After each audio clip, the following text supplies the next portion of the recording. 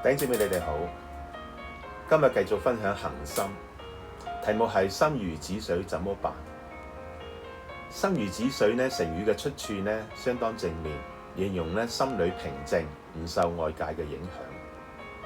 但係呢，如果呢用喺形容呢感情上呢或者關係上呢，心如止水呢就俾人有唔想多提，冇乜寄望，嚴重啲呢就有心死嘅感覺。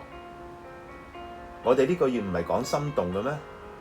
做咩要提心死呢？就係因為要同心死打擂台，知己知彼。心如止水一定係同你關係比較密切，你對佢有期望，你對佢着緊嘅人有關。你唔會無端端對呢一個過路嘅人或者搭台嘅人呢心如止水。比較多嘅情況呢就係呢喺親人啦、朋友嘅圈子裏面，我自己都有呢深刻嘅體會。而家學習緊點樣去交託俾神。我聽過心如止水係關於弟兄姊妹同佢屋企人傳福音，傳咗好耐都冇結果，覺得心灰意冷。我知道大家都好珍惜同家人嘅關係，好愛錫家人，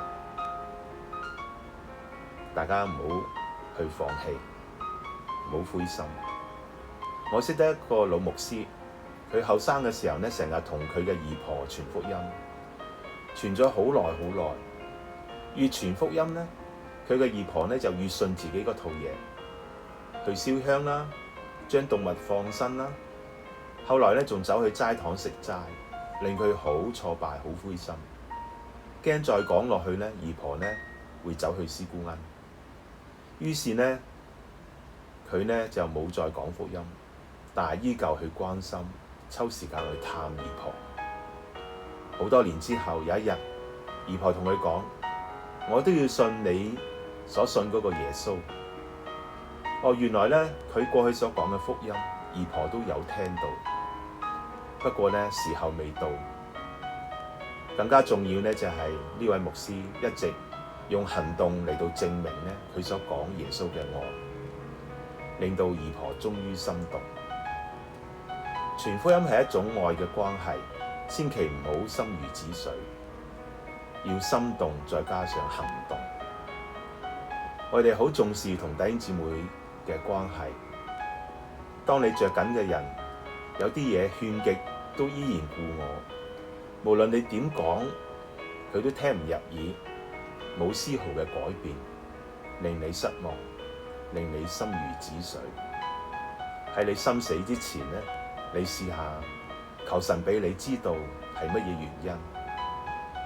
可能因為佢嘅靈離開，好似頭先所講嘅姨婆，你就唔使再勸落去，唔需要再啄住唔放，因為會消耗你好多嘅時間心力，並且會妨礙你應該要做嘅事。我哋要明白，神幾時都關心、掌管緊你心掛嘅事。你只需要心裏面輕輕去到紀念呢啲人，諗起呢啲人嘅時候，就為佢祈禱，忍耐等候，用寬廣嘅心去包容，仍然維持住和好嘅關係。你盡咗心已經足夠。當我哋呢同弟兄姊妹嘅關係丟淡咗，或者灰心失望到唔想再諗，唔想再回應嘅時候，甚至好想逃避，喺我嘅耳邊響起咗一首嘅詩歌，能夠激活我哋嘅心。神愛滔滔，活水匆匆湧流，神愛無限，憐憫沒變遷，永遠都不會動搖，始終不轉變。因主的信實似高天，深恩廣闊萬里。感謝神，當我哋要同弟兄姊妹一齊翱翔嘅時候，神嘅信實就喺高天。當我哋要同弟兄姊妹結伴同行，神嘅恩典就喺萬里路上。弟兄姊妹，唔使怕心如止水，唔使怕某啲嘅關係封咗塵，你逃避咗好耐好耐，因為神愛滔滔，佢嘅活水不斷喺我哋當中湧流，佢嘅愛永遠冇改變，冇動搖過，直到今日都係一樣。或者你好懷念過去曾經有一段好甜蜜、洶湧澎湃、彼此難忘嘅關係，今日已經此情不再。我哋唔需要太過介懷，未必大家變咗心或者出問題，因為大家都成長咗、成熟咗。喺人生唔同嘅階段，神會讓我哋遇到唔同嘅人、唔同嘅事，讓我哋去學習，要放輕一啲嘢，要着緊，甚至孭起另外一啲嘢。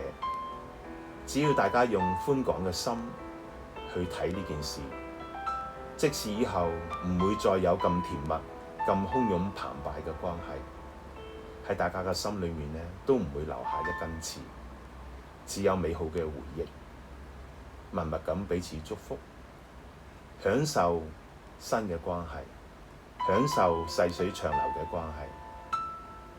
如果有一日我對人有心如止水嘅感覺，或者心裏面揞住未夠釋放，我會知道我自己需要返到神嘅裏面，先同神建立關係，學習交託。最後我想以以弗所書4章2至3節嚟到勉勵同祝福大家。凡事謙虛溫柔忍耐，用愛心互相寬容，用和平彼此聯絡，竭力保守聖靈所賜合而為一的心。願主祝福大家。